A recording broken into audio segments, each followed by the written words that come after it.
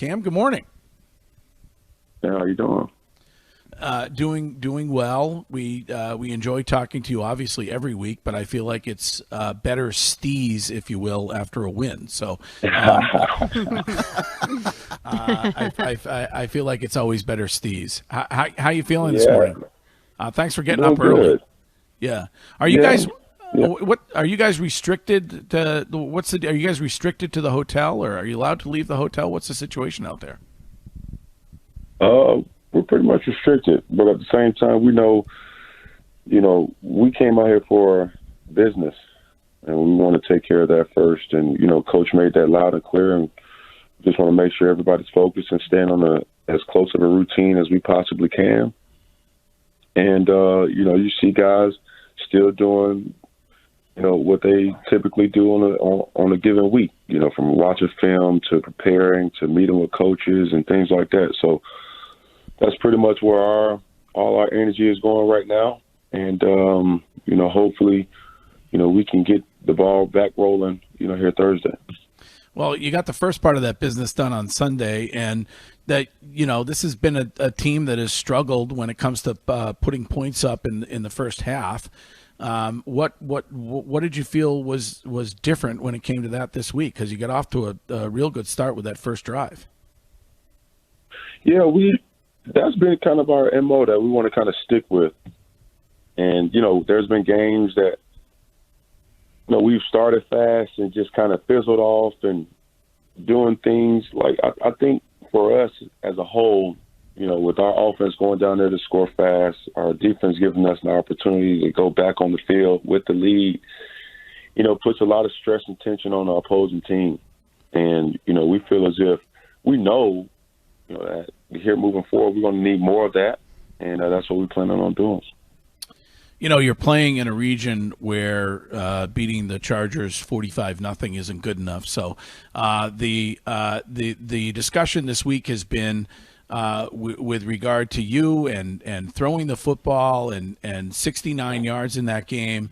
Whether or not that is something that you're going to continue to work on, whether this is going to be for these next 4 games is going to be a run-only offense. Are you feeling good about throwing the football? Absolutely. And, the thing about it is a lot of times when people play the game, they get fixated off of statistics, right? And, for me personally, I've played this game long enough to have played and had games where I've had 400 yards and lost. Also had, a lot of yards and won. Also had, like, this past game, 69 yards and won. Or, I've had 100 yards, 120 yards and lost. So, I don't necessarily get fixated off of that statistic. I've said it multiple times. I'm really all about winning. And, yeah, were those some passes that I wish I could have had back? Absolutely. But when you're throwing the ball, efficiently, or you're throwing the ball, with the workload not as strenuous as it is, it only can revert to the winning formula. And I think, we're running the ball pretty good, pretty solid, and, we're going to need more of that here. But whatever's asked of me from Josh and Bill and, Jed and those guys, man, I'm all for it. And you're not about to hear me complaining about winning. And if it comes to that, then, I will be readily available to throw the football. But, going back and looking at the game, there were times and opportunities that we missed out on. And I mean, me personally, with, inaccuracy or, this, that, and the third. And I'm not here to complain or bicker about that by no means. But it is what it is. We got the most important statistic, and that's winning the football. And that's winning football. And I will not complain about that. Cam, what do you think? Why are there so many haters out there when it comes to that? Because the biggest thing that I'm always hopping on as one of your defenders is about efficiency, and I think you talked about it a little bit, the being efficient and winning football games. So why is it that in your mind you believe there's so many haters out there when it comes to your ability to throw the football, and the numbers that they're looking at there, that they criticize you when they don't really dig in and look at the numbers and the efficiency that it's about the quarterback needs to have in a game, not throwing interceptions? You know what? I think the thing that a lot of times, the appreciation of how I play the game is not the sexiest thing. You know what I'm saying? And I'll be the first person to tell you that. Like, I'm always, people are always comparing quarterbacks to quarterbacks, which is the right thing to do, but the style of play is completely different. Obviously looking at my game and looking at Patrick Mahomes play, Tom Brady play, whoever is a gunslinger in this league that throws for a lot of yards, that's a way to win. I understand that. But the way that the teams have offered themselves for us to win has just been different. And yeah, you can negate it. You can kind of downplay, oh, well, he's only doing this, he's only doing that. Well, when your number is called and the team is relying on you to get a first down on 4th and 2 on the first drive, and you come through, then it is what it is. Or whenever your number is called, you just have to make sure that you're ready. And I'm not here to throw up this or throw up that, but however the game needs to be won, that's what I'm willing to do. And that's running the football, that's passing the football, and either or, it's my job to protect the football and be efficient. I was worried about you. It looked like you were going to get your neck pulled off on the goal line on that run. Are you feeling all right? Yeah, I'm good. I'm good. I've heard it. I've listened to it. From just the kind of vibe of how things are going, and I'll be the first person to tell you it's not the sexiest thing to do, but the antidote to that is when you're winning. When you win 45-0, what more can you do? Like, I mean, what you want me to substitute?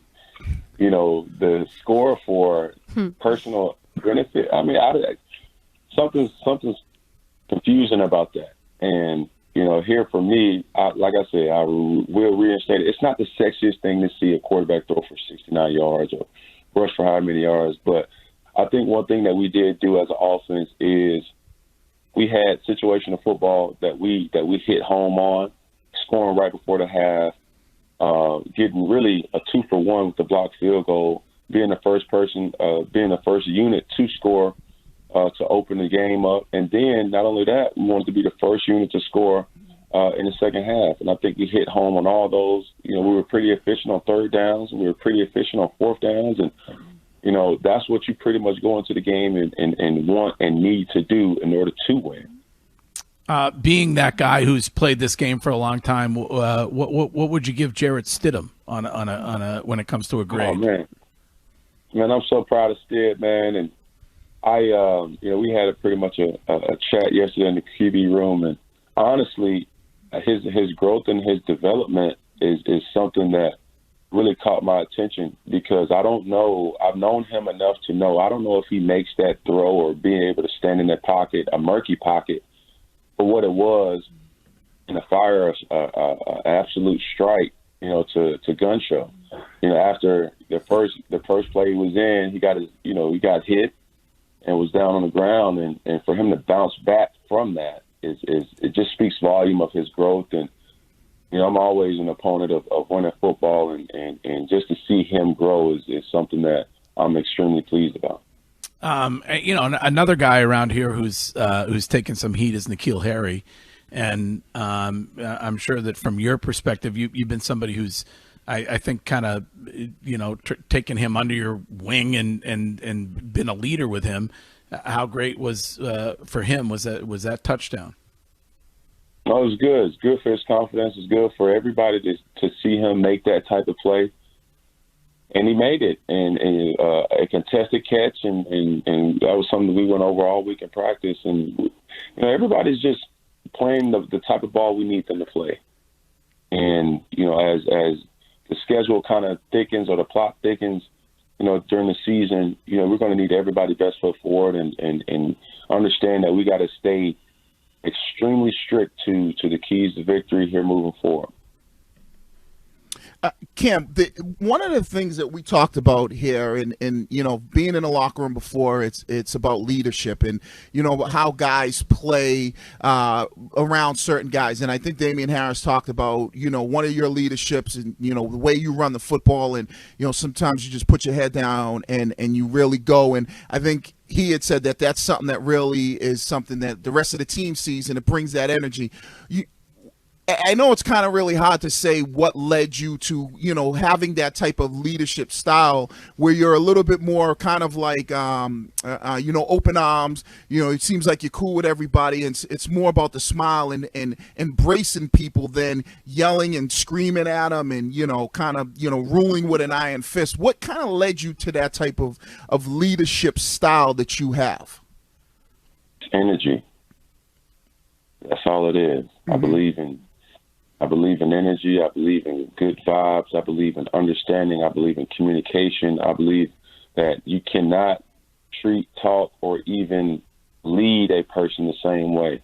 You can't talk to your son like you talk to your daughter. You can't talk to your first son like you talk to your last son. You can't talk to one coach like you talk to the other coach. And it's up to your discretion as a person to understand that. I could scream in front of Dave or Dirty Dave and say, "Hey, bro, let's go, like da-da-da-da-da," and mm-hmm. That may be his coach language, so to speak. We have love languages. But, for Dame, it may be, "Hey, bro, look, hey, I know you better than that." You know what I'm saying? And it's up for that person to understand and kind of synchronize with that person to be able to get the best out of that person.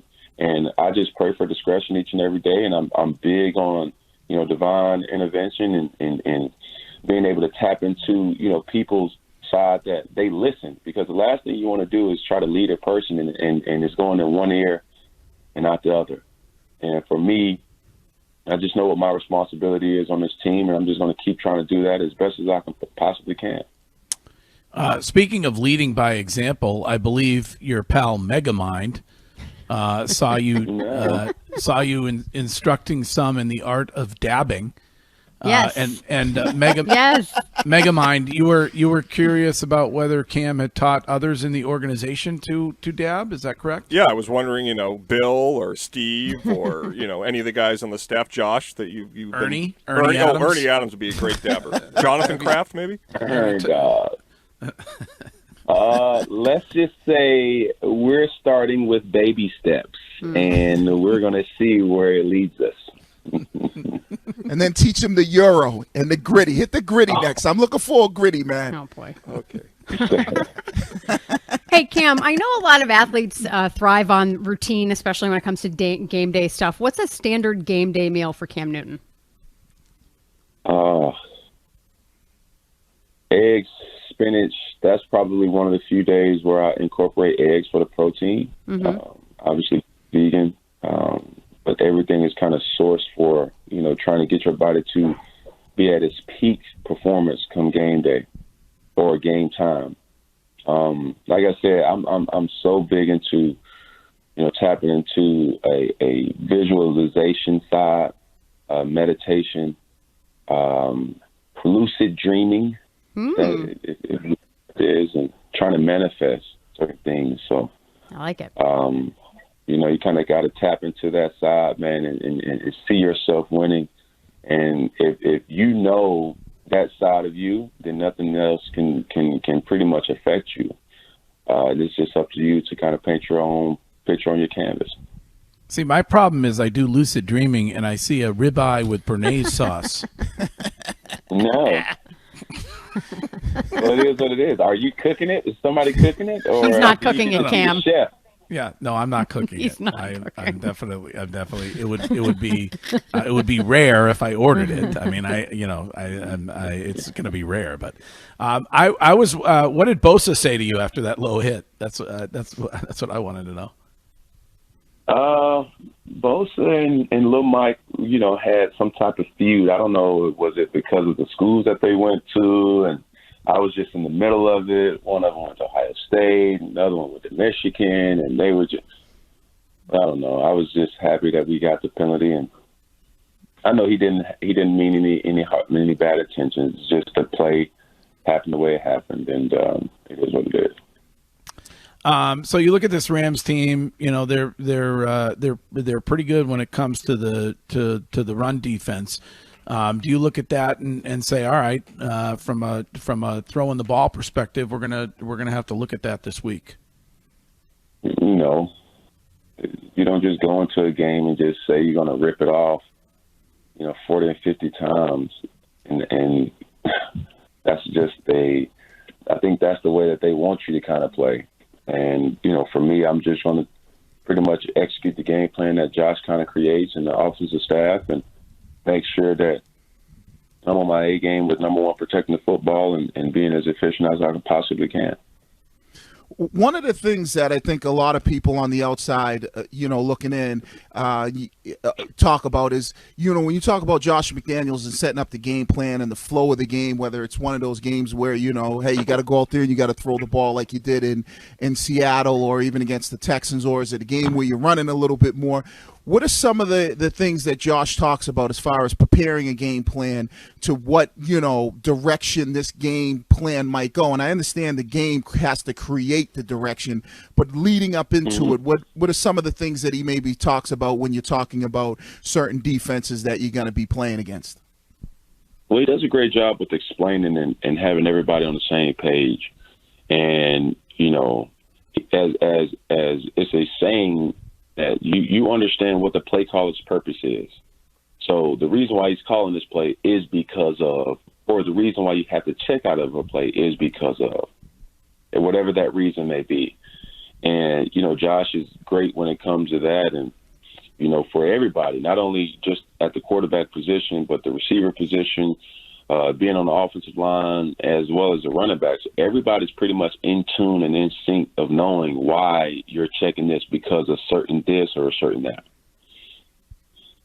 How is Highway 11 looking in practice? I was summoned to not speak on nothing that I have no control over, and I will stick with that. Okay. All right. Who did the summoning on that? Let's just know, or let's just say, if you know, you know. And I will keep it at that. Okay. They will keep it at that one. I see. Were you summoned to any particular area for this discussion?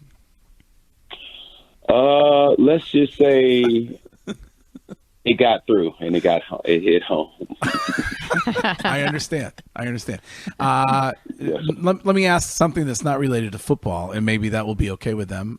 We've been discussing this morning the news from the former head of the space program in Israel for 30 years that the United States has signed a treaty with the what are they called, Danielle? The Galactic Federation, which in which that treaty acknowledges clearly that we have a good relationship with people from outer space, but we are slowly going to inform the American public about the existence of the space people. Are you somebody who believes when it comes to aliens? I think my plate is full here on Earth. So I don't want to just keep chasing a dog's tail or what have you. And there's always been theories and certain thoughts here in as long as I've been living about space. And is Pluto a planet? Is it not a planet? Does it exist? Is it not existing? And now this, I don't know. My main focus is, trying to control Aaron Donald and his siege here on Thursday night. All right, Yeah. so you're saying that you believe in the existence of aliens or not? I have to get you on record. I think my cuppeth runneth over when just the thought of knowing something is more important than one other thing when speaking on something that I really don't know, or at this particular point, could care less about.